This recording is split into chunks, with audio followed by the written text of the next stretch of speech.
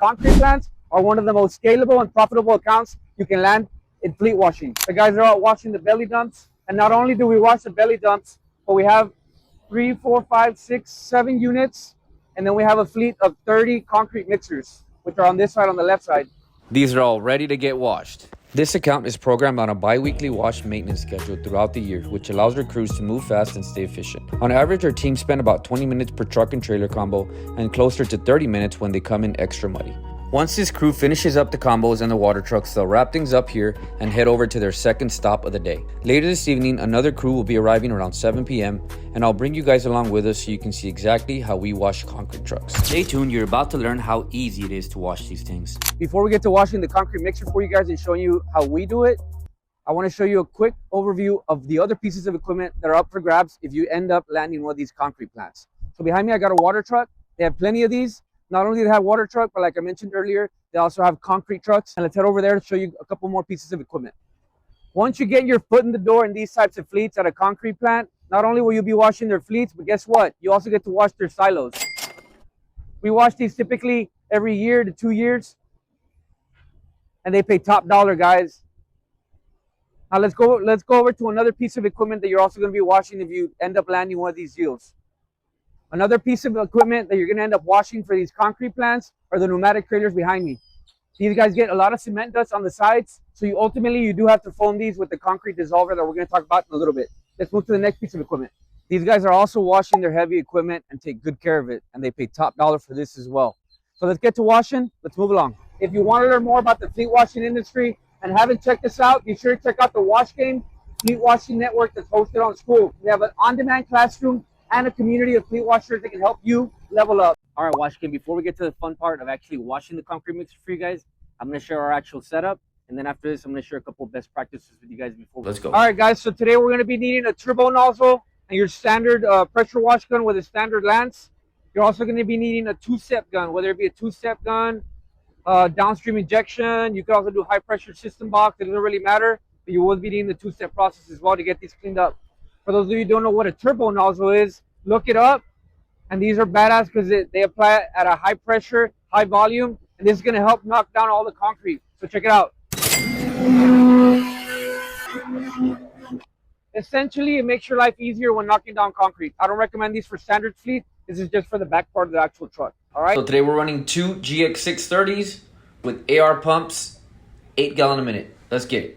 All right, before we get to washing and foaming this bad boy up behind me, I'm going to cover the anatomy of the truck. This is going to help you be more confident when you walk into that concrete plant in your city and close them down. So let's get started. All right, so first things first, let's get this baby turned on, because without it being on, none of the controls will work. All right. Before we get to the anatomy of the truck, I wanted to share a quick walk around of this beautiful piece of equipment.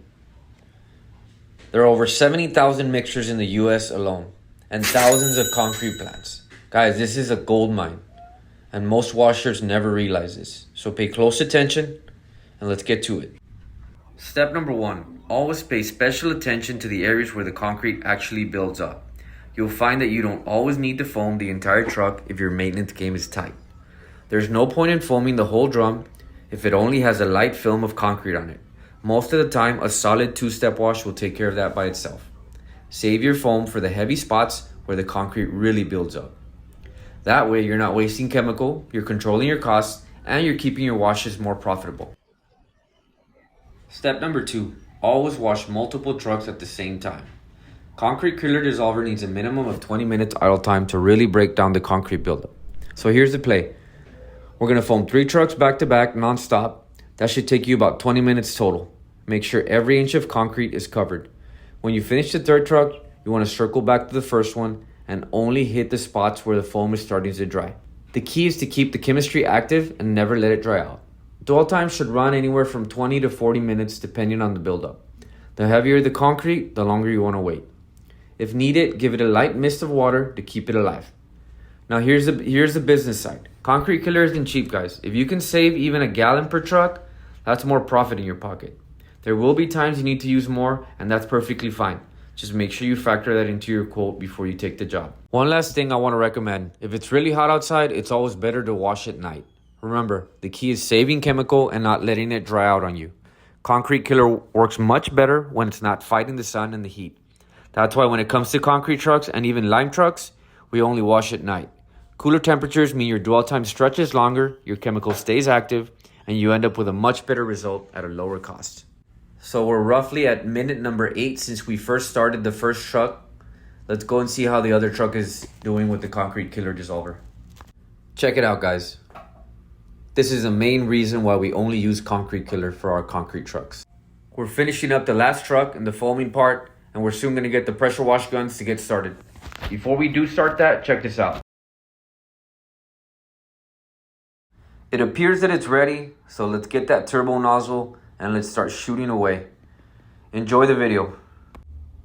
Check it out, it just comes right off with the turbo. So we got one guy working on the turbo in the rear end part of the truck, and our second guy is two-stepping the actual drum, wheels, chassis, and any other area that had little to no concrete on it. Let's get a little closer to our two-stepper so I can show you how we wash the drum piece.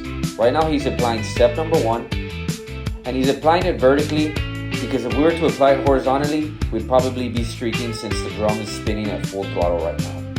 So the key here is just stay tight, measure your lines, apply step number 1, followed by step number 2 right after, and rinse right after that. Let's get a little closer to the second truck. This one's roughly at around 25 minutes by now, and it's melting right off. It looks like it's ready. So we're on to the second truck, and it's the exact same process. Turbo nozzle, two-step, rinse, repeat. Now it's time for you guys to go for your city. Check out the finish. There's a second truck that you guys clearly saw was full of concrete. This is the reason why we use good products that actually work. Alright guys, I hope you enjoyed the video. Hopefully you learned something new today. Go and tackle those fleet managers and let's go get them.